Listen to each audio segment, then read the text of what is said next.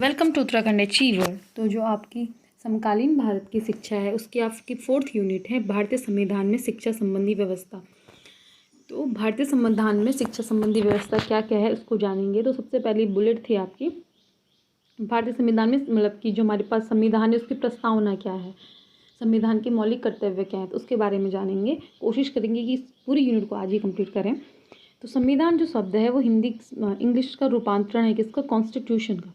तो उसकी उत्पत्ति भी है हमारे पास कॉन्स्ट्रॉयर प्लेस टुगेदर, जिसका शाब्दिक अर्थ होता है एक सोच रखना, एक सोच रख के कोई राष्ट्र का निर्माण करना। जैसे कि आप जानते हो यहाँ पे सबसे जो भारत है सर्वोच्च चीज़ क्या है हमारे पास, हमारा कॉन्स्टिट्यूशन, जिसके हिसाब से भारत चलता है ना। तो क्या है हमारे पास, संविधान है। किसी राष्ट्र की शासन व्यवस्था का संचालन संविधान द्वारा होता है। कोई भी राष्ट्र किस प्रकार चलेगा, उसमें क्या क्या नीतियाँ होंगी, वो कौन जाने, वो कौन करता है, उसका संचालन कौन करता है, संविधान करता है। संविधान के लिए प्रारूप समिति बनी थी 29 अगस्त 1947 में, जिसमें 7 मेंबर थे। इसको हम ड्राफ्टिंग कमेटी कहते हैं, जिसने संविधान को लिखा था। ठीक है, ड्राफ्टिंग कमेटी कहते हैं। अब उस टाइम पे जब मूल रूप था संविधान का, उस टाइम पे 395 जो थे हमारे पास वो अनुच्छेद थे या फिर आर्टिकल्स थे। आज उसमें संशोधन होते होते जैसे 21 का ए जुड़ा है हमारे पास, ऐसे ही बहुत सारे संशोधन होते होते आज कितने हो चुके हैं, 407 हमारे पे आर्टिकल हो चुके हैं, 25 भाग हैं, वहीं 10 अनुसूचियाँ हैं, जहाँ पे 2 अनुसूचियाँ और जुड़ी हैं। संविधान संशोधन में जो 73 संविधान संशोधन हुआ था उसमें 2 अनुसूचियाँ और जुड़ी हैं, 11 और 12, जिसमें हम लोगों के पास न्यायपालिका के काम वगैरह कितने होने चाहिए, कितने सब्जेक्ट्स हैं वहाँ, वो बताए गए हैं। नेक्स्ट हमारे पास 13 दिसंबर 1947 में जो हमारे पास सबसे पहले 9 दिसंबर को जो मीटिंग हुई थी, उसके बाद 13 दिसंबर को जो मीटिंग हुई, वहाँ पे नेहरू जी द्वारा ऑब्जेक्टिव प्रिंसिपल रखे गए, जिसके अनुसार हमने आज क्या लिखी है अपनी, उस दिन हम उस टाइम पे हमने क्या लिखी थी, अपनी प्रस्तावना लिखी थी, जो किसके निर्धारित है, ऑब्जेक्टिव प्रिंसिपल पर निर्धारित है, जो किसके द्वारा प्रस्तुत किए गए थे, JL नेहरू द्वारा प्रस्तुत किए गए थे। संविधान के मूल उद्देश्यों एवं लक्ष्यों को स्पष्ट किया गया है किसमें, प्रस्तावना में, क्योंकि जो आपकी पहली जो हेडिंग है उस बुलेट में भी वो है प्रस्तावना। तो इसको क्या बोलते हैं, आत्मकुंजी कहते हैं, संविधान की आत्मा कहते हैं।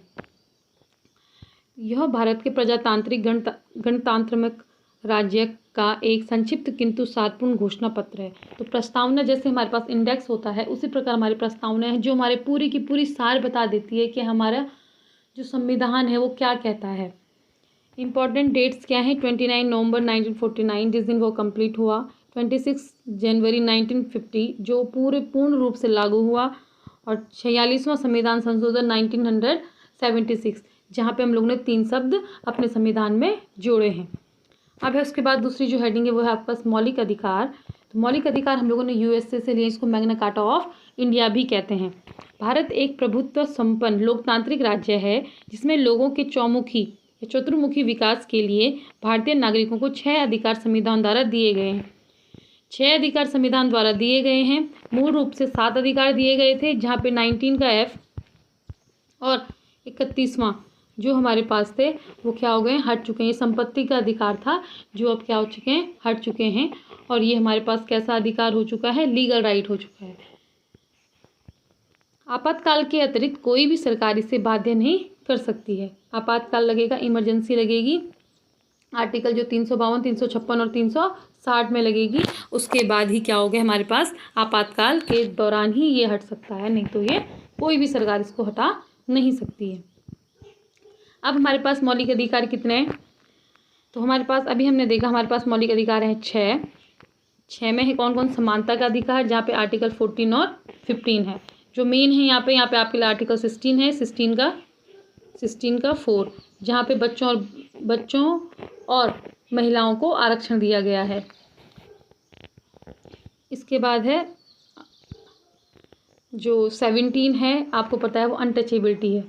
ये हमको ध्यान रखना, ये कौन कौन से हैं ये इसलिए हमको ध्यान रखना है क्योंकि जब आप आंसर राइटिंग करोगे कई बार सेम आ जाता है क्वेश्चन की मौलिक अधिकार लिखो कौन कौन से हैं, क्या हैं, 2 नंबर में आ जाएगा।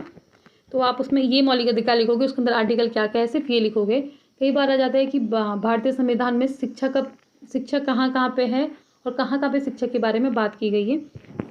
तो वहाँ पे आप बोल सकते हो कि आर्टिकल 16, आरक्षण की बात करता है, पर वहीं पे अगर हमको समता और समानता में डिफरेंस करना है तो समानता करने के लिए क्या दे दिया है, महिलाओं को आरक्षण दिया है। वहीं पे 17 में अनटचेबिलिटी को अवॉइड किया है, तो ये भी किस चीज़ के लिए, समानता के लिए ही कर रखा है, क्योंकि समानता और समता में भी डिफरेंस आता है पेपर में। स्वतंत्रता का अधिकार 19 से 22 तक, जहाँ पे हमें आर्टिकल 21 का ए याद रखना है, जो 46वां संविधान संशोधन हुआ था वहाँ पे जोड़ा गया था। शोषण के विरुद्ध अधिकार 23 और 24, धार्मिक स्वतंत्रता का अधिकार 25 से 28, और यहीं पे हमारे पास जो 26वां और 27वां है, में 27वां और 28वां है, वो यह कहता है कि वह कहीं भी अपनी जो धर्म की शिक्षा है उसको क्या कर सकते हैं, प्रस्तावित प्रसार कर सकते हैं उस धर्म की शिक्षा का। तो यहाँ पे भी धर्म की शिक्षा की बात हुई है, तो शिक्षा की बात जहाँ जहाँ जिस आर्टिकल में होगी उसको हम लोग क्या करेंगे, इंक्लूड करेंगे। इसका संस्कृति और शिक्षा संबंधी अधिकार 29 और 30, यहाँ पे 30 में यह कहा गया है कि जो भी हमारे पास अनुसूचित जातियाँ होंगी वो अपने शिक्षा को बढ़ा सकती है, अपने शिक्षा के केंद्र को खोल सकती है, वो उसमें बाध्य नहीं होगा, ये आर्टिकल 30 कहता है। संवैधानिक उपचारों का अधिकार आर्टिकल 32, जिसमें हमारे पास 5 रिट होती हैं। अब हमारे पास है नीति निर्देशक तत्व। अगर हम ये कहेंगे तो ये हमारे पास जो मौलिक अधिकार हैं वो हमारे पास 12 से लेकर 35 तक हैं। वहीं पे जो 32 के बाद 33, 34 और 35 है, वो जो आर्मी में रहने वाले लोग हैं उनके मौलिक अधिकारों की बात करता है। वहीं अब 36 से 51 तक नीति निर्देशक तत्व हैं, जिसको हम DPSP भी कहते हैं, जो हम लोगों ने आयरलैंड से लिए हैं। वैसे हमने जो हमारे मौलिक अधिकारों कहाँ से लिए थे, USA से लिए थे। नीति निर्देशक तत्व हमने कहाँ से लिए, आयरलैंड से लिए हैं। ये कितने नंबर पे आता है, भाग 4 में आता है। वहीं हमारे पास जो ऊपर थे भाग 3 में आते हैं। अब हमारे पास है लोक कल्याणकारी राज्य की स्थापना करना, समाज में आर्थिक सामाजिक समता रखना। ये सब ये रखा क्यों है, मतलब जैसे वो क्या थे, बाध्य थे, ये बाध्य नहीं थे। ये राज्य को अपने अनुसार इस चीज़ को मानना चाहिए, वो इस बारे में बात करता है कि आपको कैसा राज्य चाहिए उसके हिसाब से। तो आर्टिकल जो मेन है उन आर्टिकल को जानेंगे। जैसे आर्टिकल 36 में जो आपके पास है वो राज्य की परिभाषा दी गई है, वही परिभाषा दी गई आर्टिकल 12 में भी। तो सबसे आर्टिकल 42 क्या है, श्रमिकों को कार्य दशा पर ध्यान देना। और यही क्या है, हमारे पास जो 6 महीने का मात्र अवकाश पड़ता है, जब कोई लेडी का बच्चा होता है तो क्या होता है, उसको मात्र अवकाश मिलता है 6 महीने का। वहीं उनके हस्बैंड को भी अब 2 वीक का अवकाश मिल रहा है। तो वो सब किसके अंदर आता है, आर्टिकल 42 के अंदर आता है। आर्टिकल 45, जो आर्टिकल 45 था 46वें संविधान संशोधन से पहले, वो क्या था, 6 से 14 निःशुल्क अनिवार्य शिक्षा का प्रावधान। अब ये कहता है 1 से 6 साल के बच्चों को आंगनबाड़ी क्या करेगी, शिक्षा प्रदान करेगी। ये आर्टिकल 35 कहता है। 46वां क्या कहता है, ST/SC शिक्षा का प्रावधान, कि जहाँ पे भी हम वही बात करेंगे जहाँ पे शिक्षा से रिलेटेड होगा या फिर उसकी ब्रांच से इधर उधर से कहीं रिलेटेड होगा, उसको हमको ध्यान रखना है। तो जो हमारे SC/ST हैं उनकी शिक्षा का प्रावधान करेगी राज्य। 47 के नागरिकों के पोषण स्तर का प्रावधान, तो जो नागरिक हैं उनके पोषण स्तर का प्रावधान करेगी, ये राज्य का काम है। तो यहीं पे आपके आंगनबाड़ी भी क्या करती है, पोषण प्रदान करती है, तो इसी के अंदर आता है। अब है मानव अधिकार, शैक्षिक परिप्रेक्ष्य में मानव अधिकार, ये आपकी दूसरी हेडिंग थी। मानव अधिकार का प्रथम सूत्रपात 10 दिसंबर 1948 में, तो डेट याद रखना, कई बार ऑप्शनल में जो 8 क्वेश्चन आते हैं या 10 क्वेश्चन आते हैं उसमें वो पूछ लेता है। मानवाधिकार का प्रथम सूत्रपात 10 दिसंबर 1948, 10 दिसंबर को इसलिए हम ह्यूमन राइट डे मनाते हैं, को संयुक्त राष्ट्र संघ की महासभा में किया गया। संपूर्ण विश्व में इस घोषणा पत्र का प्रचार की अपील की गई। UNO मानवाधिकार की रक्षा के लिए सतत प्रयत्नशील रहता है। तो क्या हुआ था, UNO में हमारी सबसे पहले जो बैठक हुई थी वो 10 दिसंबर को हुई थी 1948 में, जहां हमको मानव अधिकार के, कि मानव के कुछ अधिकार होने चाहिए, उसकी स्वतंत्रता, उसके संपूर्ण विकास के लिए कुछ न कुछ अधिकार मानव के पास होने चाहिए। इसकी बात सबसे पहले कहाँ रखी गई है, UNO में क्या हुई थी, एक बैठक हुई थी, महासभा हुई थी, वहाँ इसकी बात रखी गई थी और बोला गया था कि पूरा संपूर्ण विश्व इन बातों को मानेगा, जहाँ UNO हर एक नागरिक की जो मानव अधिकार हैं उसके संरक्षण की बात करता है और उस चीज़ पर नज़र रखता है। लास्की के अनुसार जो राज्य अपने नागरिकों को जैसा अधिकार देता है उस अधिकार को देखकर उस राज्य का मूल्यांकन किया जा सकता है। जिस राज्य जैसे जैसे राज्य क्या करेगा, अपने मानव, जो अपने लोग हैं, अपने नागरिक हैं, उनको जिस प्रकार का अधिकार देगा उस प्रकार से उन लोगों का क्या होगा, विकास होगा। और उसी हिसाब से आप उस राज्य की या राष्ट्र की क्या लगा सकते हो, मूल्यांकन कर सकते हो कि कैसी स्थिति होगी राष्ट्र और राज्य की। अब हमारे पास कुछ 4 अधिकार हैं यूएनओ से दिए गए, वो क्या क्या हैं? सामाजिक अधिकार, आर्थिक अधिकार, धार्मिक अधिकार और राजनीतिक अधिकार। तो सामाजिक अधिकार के अंदर बहुत सारे अधिकार हैं, तो ये मेन अधिकार को लिखा गया है। वो क्या है? जीवन की स्वतंत्रता, जीवन जीने का अधिकार 21 का एज हमारे पास है। भाषण की स्वतंत्रता 19 के अंदर जो पार्ट्स हैं हमारे पास उनके अंदर है। निःशुल्क और अनिवार्य शिक्षा 21। विवाह की स्वतंत्रता, आप विवाह किसी भी धर्म जाति कहीं भी कर सकते हैं, ये आपकी स्वतंत्र अधिकार है, ये सामाजिक अधिकार है। आर्थिक अधिकार, आजीविका कमाने का अधिकार, तो ये हमारे पास जो हमारे DPSP हैं, डायरेक्टिव प्रिंसिपल्स हैं, वो भी उसका 41वां 40 मतलब जो उसका 41वां वो है आर्टिकल है, वो कहता है। धार्मिक अधिकार जैसा आपको पता है 25 से 28 तक। विचार, विश्वास, व्यवहार, पूजा, कर्मकांड आदि करने की स्वतंत्रता है, अधिकार प्राप्त है। धर्म परिवर्तन करने का अधिकार, आप किसी भी धर्म को ले सकते हो, ये संविधान मतलब ये आपके पास अधिकार है कि जिस धर्म को आप पसंद करते हो आप उसको ले सकते हैं। राजनीतिक अधिकार, सरकार के कार्यों में भाग मत देने का अधिकार, शांतिपूर्ण ढंग से सभा करने का अधिकार, ये सब क्या है आपके पास? राजनीतिक अधिकार है कि आप कभी भी मतलब आप वोट दे सकते हो। 324 आर्टिकल जैसे कहता है आपके पास कि आप 25 और 26 कहता है, 325 26 आर्टिकल कहता है कि आप वोट दे सकते हो। शांतिपूर्ण ढंग से सभा कर सकते हो, 19 कहता है। सरकार के कामों में आप भाग ले सकते हो। अब मानव अधिकार की शिक्षा द्वारा समाज में शांति स्थापित करने की प्रक्रिया को निम्नलिखित रूप से समझा जा सकता है। अब हमारे पास जो ये बुलेट है वो बुलेट दी ही क्यों है, मानव अधिकार की बातें कर ही क्यों रहे हैं, उसके बारे में जानते हैं। व्यक्तिगत स्वतंत्रता, हिंसा से सुरक्षा का अधिकार, मतलब जो नॉर्मल हैं वो अधिकार और भी हैं, वो क्या क्या हैं? हमको इंसान को व्यक्तिगत स्वतंत्रता देनी है। व्यक्तिगत स्वतंत्रता मतलब जैसे आपने सारे जाने हैं जो हमारे पास मौलिक अधिकार हैं वो सारे व्यक्तिगत स्वतंत्रता में है। हिंसा से सुरक्षा का अधिकार, ऐसा नहीं कि कोई भी आ रहा है मार के चला जा रहा है तो उस पर क्या है, उस चीज़ का अधिकार है कि वो पुलिस के पास जा सकता है, अपनी बातें रख सकता है। शोषण से सुरक्षा, किसी का भी शोषण ना हो रहा हो, ऐसा नहीं है कि 6 से 14 वर्ष के बच्चे का ही शोषण होता है, शोषण किसी का भी हो सकता है। तो ये मानव अधिकार है उसका कि उसको शोषण ना हो, तो उसकी सुरक्षा उसको प्राप्त हो। आत्मसम्मान की रक्षा की सुरक्षा, किसी के भी आत्मसम्मान को ठेस न पहुंचाए कि कुछ ऐसे हम लोग अपशब्द बोल देते हैं, बुलिंग कर लेते हैं, अपशब्द बोल के किसी के आत्मसम्मान को ठेस पहुंचाते हैं, तो वहाँ पे भी आप क्या कर सकते हो, केस कर सकते हो। अफसरों की समानता का अधिकार, हर एक व्यक्ति को हर एक अफसर जो सरकार द्वारा प्राप्त हैं, सरकार द्वारा दिए गए हैं, वो प्राप्त करने का अधिकार है। नहीं तो उस केस में क्या कर सकता है, वो सुप्रीम कोर्ट जा सकता है, अपने अधिकार के लिए लड़ सकता है। मानव अधिकार शिक्षा का अनिवार्य विषय बनाना, तो ये क्या है, लास्ट का जो पॉइंट है ये क्या है, जो मानव अधिकार है, कई लोगों को हमारे पास अभी पता होता ही नहीं हमारे पास अधिकार कौन कौन से है। तो ऐसे अधिकार देने से फ़ायदा है क्या, जो हमें पता ही ना हो। तो जो मानव अधिकार शिक्षा है, लोगों को घर घर जाके जागरूक करना है कि आपके पास ये मानव अधिकार हैं, इनसे आपको वंचित नहीं रखा जा सकता। अगर वंचित रह रहे हो तो आप आगे लड़ सकते हो। अब इसके लिए काम कौन करता है कि अब मानव अधिकार तो सरकार ने दे दिए, अब उसके लिए काम कौन करता है, तो NHRC हमारे पास क्या है, नेशनल ह्यूमन राइट कमीशन, एक कमीशन है जो इसके बारे में बात करती है, जिसका हेडक्वार्टर है नई दिल्ली। मानव अधिकार संरक्षण अधिनियम जो 12 अक्टूबर 1993 में बना था, ये पेपर में आता है कि मानव अधिकार कब बना था ये अधिनियम, ठीक है, तो ध्यान रखना। तो संविधान में जितने अधिकार हमको दिए हैं या फिर नॉर्मल हमारे पास जो भी अधिकार हैं, उसकी क्या करता है, ये पैरवी करता है कि लोगों को ये सारे अधिकार ढंग से मिल रहे हैं या नहीं मिल रहे हैं। यदि आपको अधिकार का हनन हो रहा है तो आप कहाँ जाओगे, NHRC में जा सकते हो। तो ये आपके लिए लड़ता है। अब है शिक्षा का अधिकार, तो जैसे कि आप जानते हो 46वां संविधान संशोधन हुआ था, जिसमें 21A जुड़ा था, जिसमें 6 से 14 वर्ष को निःशुल्क और अनिवार्य शिक्षा की बात की गई थी।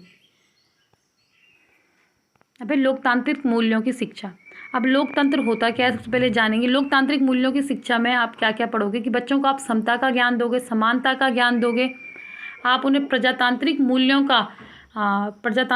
का उनमें विकास करोगे। ये सारे के सारे क्या है, लोकतांत्रिक मूल्य हैं। हाँ, और जैसे हमारे पास भाईचारे की भावना का विकास करोगे, धर्मनिरपेक्ष उनको बनाओगे कि आपके पास सर्वोच्च क्या है, आपके पास आप किसी भी धर्म को बढ़ावा दे सकते हो जो आपको अच्छा लगता है, या फिर संविधान सर्वोच्च है हमारे पास, उनको ये बता सकते हो।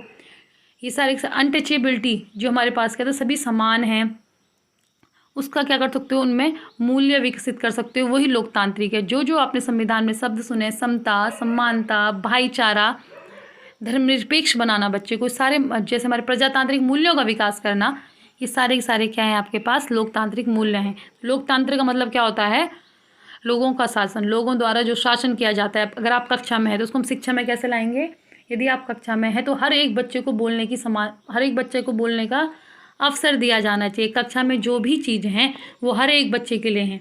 ऐसा नहीं है कि आगे के 4 बच्चे अगर इंटेलिजेंट हैं सिर्फ उन्हीं पे आप ध्यान दे रहे हो, या फिर आप सिर्फ पीछे के जो 4 बच्चे जो पढ़ते नहीं हैं, उनको पढ़ने में ध्यान नहीं, सिर्फ उन्हीं बच्चों पे ध्यान दे रहे हो। ऐसा नहीं है, पूरी की पूरी क्लास आपकी है। हर एक बच्चा अपने में इंडिविजुअल डिफरेंसेस रखता है, आपको हर एक बच्चे के हिसाब से पढ़ाना है। तो एक होता है प्रत्यक्ष, एक होता है अप्रत्यक्ष। तो प्रत्यक्ष में क्या होता है, हर एक लोग में, जहाँ पे थोड़ा कम लोग होते हैं वहाँ पे हर एक लोग क्या करता है, मत देता है। अप्रत्यक्ष जैसे भारत में होता है। लोकतंत्र के 4 स्तंभ हैं, न्यायपालिका, कार्यपालिका, विधायिका और मीडिया। डाइसी के अनुसार लोकतंत्र शासन का वह प्रकार है जिसमें शासक समुदाय संपूर्ण राष्ट्र का अपेक्षाकृत एक बड़ा भाग होता है। यदि विद्यालय और समाज में प्रजातांत्रिक मूल्यों और परंपराओं का विकास कर दिया जाता है तब सभी छात्र एक समाज के नागरिक प्रजातांत्रिक मूल्यों को धारण कर लेते हैं। तो यह माना जा सकता है कि उस समाज में किसी भी तरह की अशांति नहीं हो सकती है। अगर किसी बच्चे में वो सबको एक नज़र से देख रहा है, उस पर भाईचारे की भावना है, तो कभी अशांति हो ही नहीं सकती है। यदि वो समता की भावना से सबको देख रहा है, समानता की भावना से सबको देख रहा है, तो उस राष्ट्र का विकास होना आवश्यक ही है, या फिर वो होगा ही होगा उसका विकास। वहाँ पे लड़ाइयाँ नहीं होंगी। जब यदि वो सबको समान रूप से देख रहा है, उसके अंदर लोकतांत्रिक मूल्य है कि हम लोगों को दूसरे को बोलने के अवसर देने चाहिए। ऐसे नहीं कि मैं ही मैं बोल रहा हूँ, उसकी भी कुछ इच्छाएँ होंगी, उसको जानना, आपस में ढंग से रहना, ये सारे क्या है, प्रजातांत्रिक मूल्य ही हैं। दूसरे का सहयोग की भावना करना, ये सारे क्या है, प्रजातांत्रिक मूल्य ही हैं। मौलिक अधिकारों की शिक्षा, प्रजातांत्रिक मूल्यों की शिक्षा को सबसे पहले लोगों को पहुंचाना कि मौलिक अधिकार हमारे पास है क्या क्या। आपके पास 6 मौलिक अधिकार हैं, इनके लिए आप क्या कर सकते हो, ये आपको मिलने ही मिलने चाहिए। अगर नहीं मिलेंगे तो आपको क्या करना है। कर्तव्यों की शिक्षा कि आपके कर्तव्य हैं क्या, आपको राष्ट्रीय ध्वज है जो, उसके लिए क्या करना है, आपको राष्ट्र के लिए क्या करना है। ये सारे हमारे कर्तव्य होते हैं जो हमारे पास DPSP में लिखे गए हैं, सारे कर्तव्य हैं। सहिष्णुता का जो हमारे गुण है, सबका सहयोग करना, सच बोलना, ये सारे किस में आएंगे हमारे पास। इसकी अधिकार की शिक्षा देना बच्चों को ज़रूरी है। धर्मनिरपेक्षता की शिक्षा देना कि हर एक धर्म अपने में क्या है, महान है, किसी धर्म को नीचे नहीं दिखाना है। और धर्मनिरपेक्ष, आपको पता है भारत के लिए धर्मनिरपेक्ष शब्द का मतलब अलग है, और भारत जो हमारे पास फॉरेन कंट्रीज़ हैं वहाँ धर्मनिरपेक्षता का शब्द का मतलब अलग है। यहाँ धर्मनिरपेक्ष मतलब होता है कि सबको साथ, हर एक धर्म को क्या करना, आगे बढ़ाना। और वहाँ क्या है, बाहर क्या है कि कोई भी धर्म क्या नहीं है, मतलब कोई भी धर्म सर्वोच्च नहीं है, संविधान सर्वोच्च है। तो यहाँ पे हमारे संविधान में इतनी अच्छी बात लिखी गई है कि हर एक धर्म के लिए जो भी करोगे आप हर एक धर्म के लिए करोगे, हर एक धर्म अपने में महान है। उत्तरदायी नागरिकों का निर्माण करना, जो नागरिक है हमारे पास, जो अपने समाज के लिए क्या बन सकें, फ्रूटफुल बन सकें, ऐसी शिक्षा देना जो कल के दिन हमारे पास समाज को आगे बढ़ाने में मदद करें। प्रशासन में सहभागिता, जो भी प्रशासन हो रहा है, मतलब आपको लगना चाहिए, ऐसा नहीं है कि अब जो पुलिस आएगी वही वो काम करे। आपको ह्यूमनिटी आपके अंदर होनी चाहिए कि उसमें भाग आप ले सकें, आप हेल्प कर सकें किसी की। तो प्रशासन में सहभागिता। आलोचनात्मक चिंतन एवं तर्क, ऐसी शिक्षा देना जिसमें बच्चे क्या कर सकें, आलोचनात्मक चिंतन कर सकें। सार्वजनिक हित की शिक्षा, सार्वजनिक हित के बारे में सोच सकें, खुद का हित बाद में हो, सबका हित पहले हो, ऐसी शिक्षा होनी चाहिए। जीवन कौशल की शिक्षा, जो भी जीवन कौशल है उनके बारे में उनको ज्ञान होना चाहिए। अब हमारे पास नेक्स्ट बुलेट है, वो है बाल अधिकार। तो बच्चों को कुछ अधिकार दिए गए हैं, वो कैसे कैसे अधिकार हैं। जीने का अधिकार, जैसे कि जीने के अधिकार के अंदर आ जाता है कि हमारे पास भ्रूण हत्या अधिनियम आया था, वहाँ पे सहभागिता का अधिकार, बच्चे सहभागी बन सकें जो भी हो रहा है, जिसमें बाल सभाएँ होती हैं। संरक्षण का अधिकार, उनको संरक्षण दिया जाए। विकास का अधिकार, विकास के अधिकार में आर्टिकल 21A आएगा कि उनके लिए क्या कहा गया है, आप निःशुल्क और अनिवार्य शिक्षा कराओगे। तो ये बाल अधिकार 4 है हमारे पास, तो इनको आपने पढ़ना है। कक्षा में लोकतांत्रिक वातावरण, तो कक्षा में लोकतांत्रिक वातावरण का निर्माण क्या होगा, और मेन क्वेश्चन मतलब अगर उस यूनिट से कुछ क्वेश्चंस बनते हैं तो यहाँ से बनने के चांस ज़्यादा हैं 8 नंबर के क्वेश्चंस में। अवसरों की समानता, कक्षा में हर एक बच्चा समान है, उसके अवसर समान होने चाहिए। विश्वास, टीचर के प्रति अगर यदि वो विश्वास रखता है तो वो अपनी बातें सारी उनको बताएगा। कक्षा में प्रतिस्पर्धा नहीं होनी चाहिए। प्रतिस्पर्धा मतलब कंपटीशन, हेल्दी कंपटीशन हो, प्रतिस्पर्धा की भावना वहाँ से ख़त्म करनी है, जो नकारात्मक प्रतिस्पर्धा होती है। सहयोग, अगर टीचर सहयोग करता है, बच्चे बच्चे में सहयोग हो, तो उसमें सहयोग की भावना का क्या होगा, विकास होगा, और जो बाद में सुयोग्य नागरिक बनने में उसको मदद करेगा। स्वतंत्रता, स्वतंत्रता होनी चाहिए बच्चे को कुछ भी बोलने, मतलब एक स्वतंत्रता होती है, उसमें एक लाइन होती है, वो होनी चाहिए। स्वतंत्रता मतलब इस सेंस में कि बच्चा अपनी बात को सही ढंग से बोल सके। समूह निर्माण, यदि वो समूह में कार्य करना सीखेगा तो कल के दिन वो समाज में कार्य करना सीखेगा, तो समूह निर्माण करना चाहिए एक शिक्षक को। द्विपक्षीय संप्रेषण, ऐसा ना हो सिर्फ कि टीचर ही टीचर अपना बातें बोल रहा है, वहीं शिक्षक अपनी बात, मतलब बच्चा अपनी बातें नहीं बोल पा रहा है, तो हमेशा जो संप्रेषण होता है वो द्विपक्षीय होना चाहिए। स्वानुशासन मतलब होता है वहाँ स्कूल में अनुशासन कैसा है, और अनुशासन हमेशा स्वानुशासन होना चाहिए, टीचर द्वारा थोपा गया अनुशासन नहीं होना चाहिए। तो ये था आपके पास कक्षा में लोकतांत्रिक वातावरण के बारे में। तो ये थी आपके पास यूनिट 4 समकालीन भारत की। अब यूनिट 3 देखेंगे। यूनिट 3 और 4 हो चुकी है, अब यूनिट 2 और 1 देखेंगे। Thanks for watching.